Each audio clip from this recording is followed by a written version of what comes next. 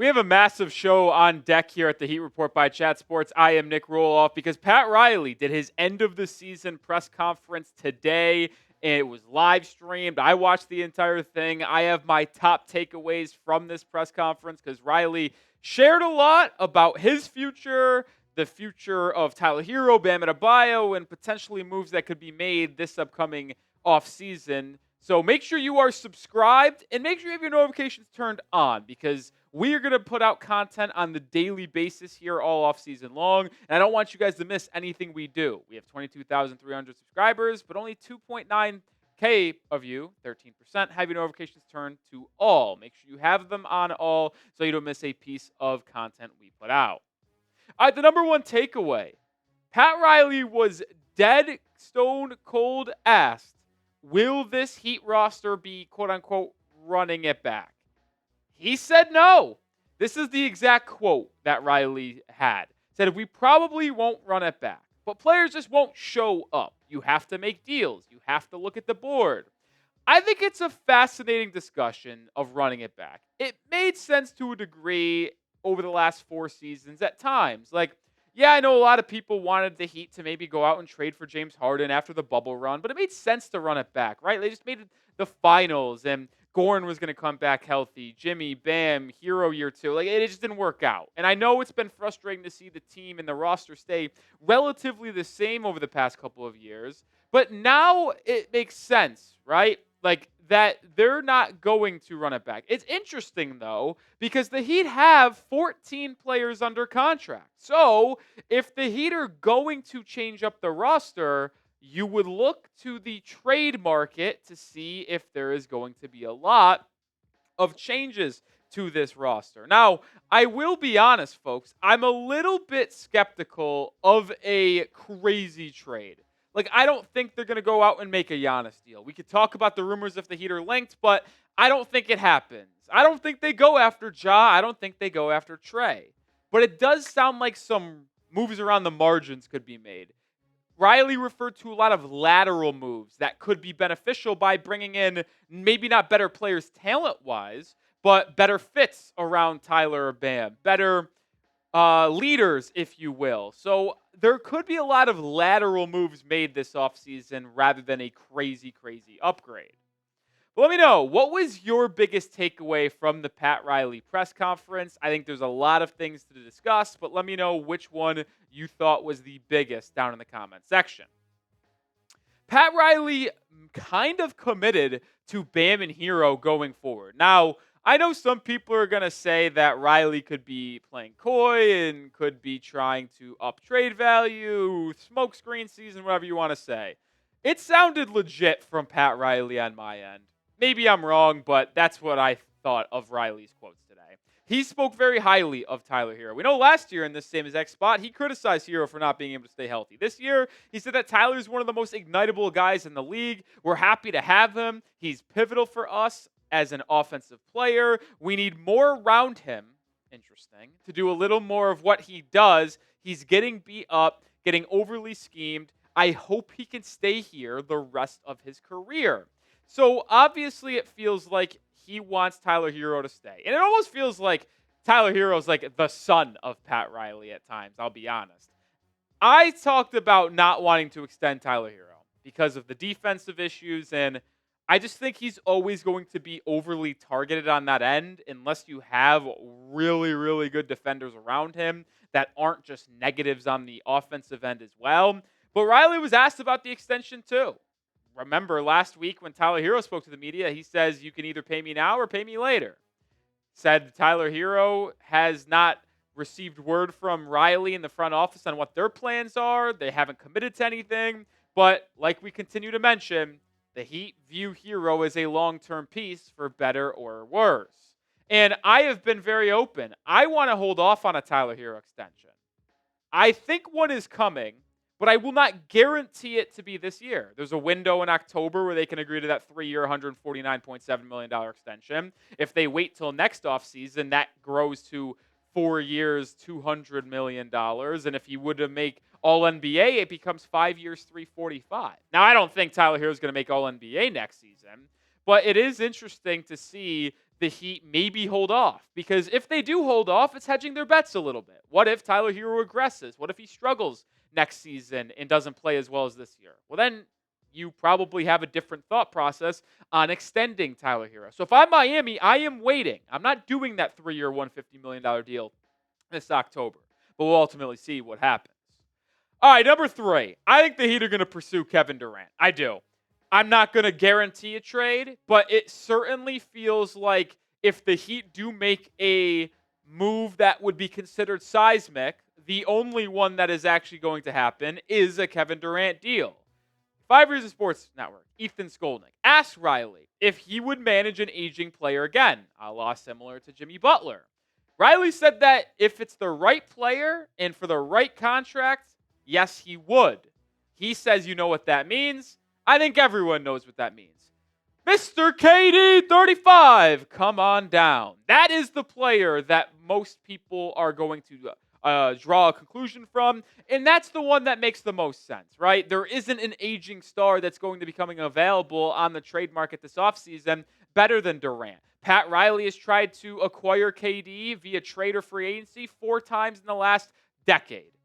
I think he's going to try to make it 5 times this offseason, and we'll ultimately see if that comes to fruition. We'll talk more about KD here in just a second. But I do got to show love to the sponsor on today's show. That is Prize Picks, the daily fantasy sports platform I play every single day. And as the playoffs and basketball rage on, don't miss your last chance to add your favorite players from the court to your Prize Picks lineup. Whether it's points, rebounds, assists, take your pick of more or less for your shot to win up to 2,000 times your cash today.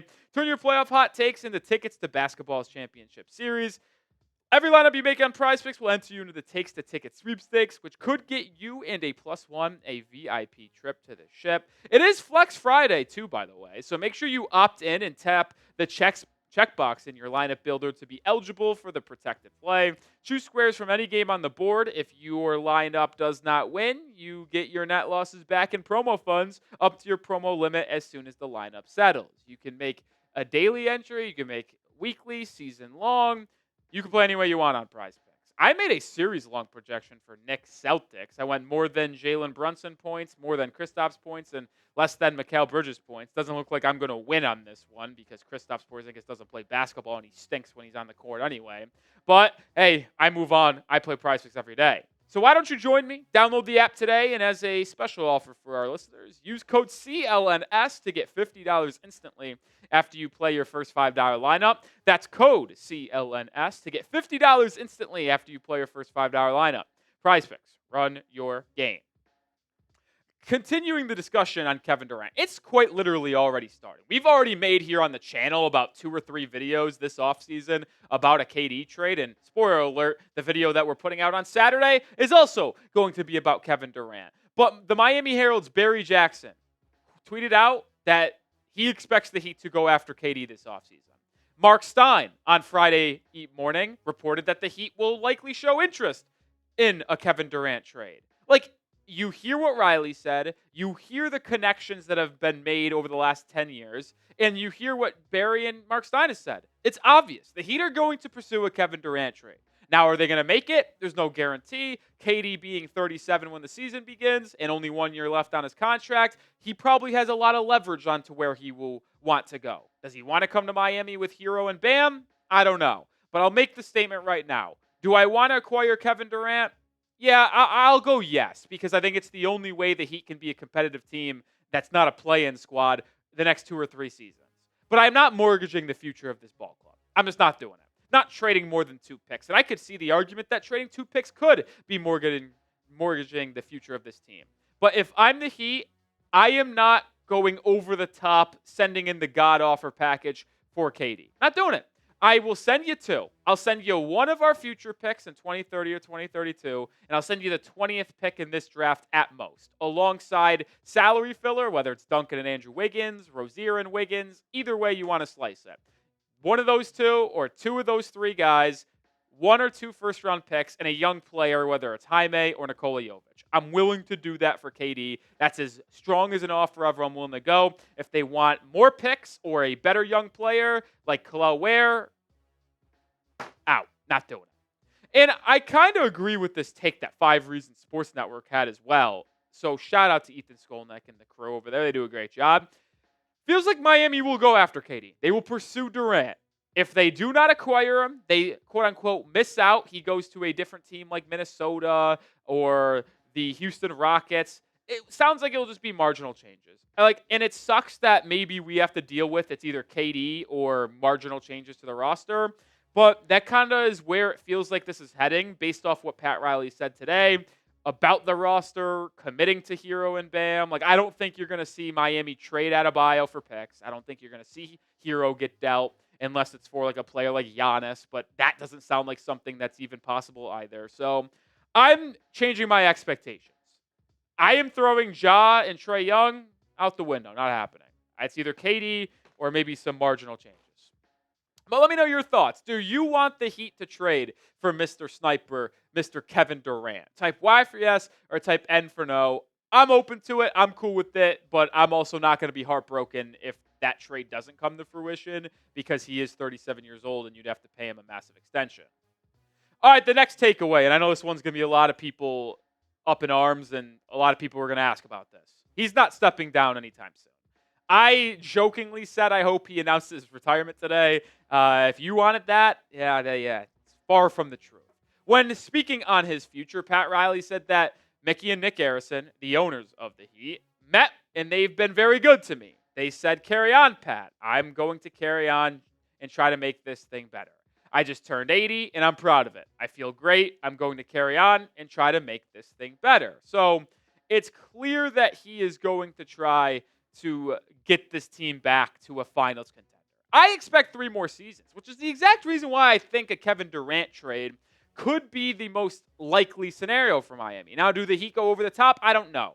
But if you line up timelines like I was doing with Jimmy Butler back before he was traded away, if Riley goes in, trades a couple players, a young guy, and picks for KD, KD's likely only on the team for 3 years, this year and a contract extension. I think you could have KD, Bam, and Herro for the next 3 seasons. KD retires or move off of them after that, and that's when Pat Riley retires. Pat Riley's last swan song is trying to get a title with KD, Herro, and Bam and making moves around the roster. I could see that being the way Riley goes out, but we'll see. Pat Riley says he feels great, and he's not planning on stepping down anytime soon. Last part I'll talk about, not for long here, but he was very appreciative of Jimmy Butler. First question that was asked by Ira Winderman. By the way, shout out to Ira because he asked a couple hard-hitting questions today, and he was right off the bat first question asking about Jimmy. So salute to Ira for doing what some people might not have. But Riley took the high road. He did. He talked about all of the moments he was fond of with Jimmy in the bubble, in the 2023 run, in the run that came up short in the Eastern Conference Finals against the Celtics in 2022.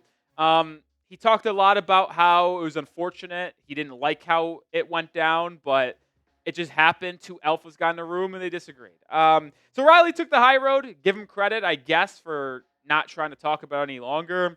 It's just unfortunate to see how it unfolded. I continue to say that all year long. Continue to say it now. Not happy with how it went down because I do consider Jimmy Butler the 3rd best player in Heat history, just behind D. Wade and LeBron. But that's ultimately how it concluded, and it stinks. But Riley took the high road today. All right, I'll do it for today's video. Appreciate everybody for tuning in. Make sure you are subscribed for daily Miami Heat content like this one and videos going on the daily. And if you are not subscribed and still watching, well, you clearly like what we're doing at least to some degree. So join the channel today for more content on the daily.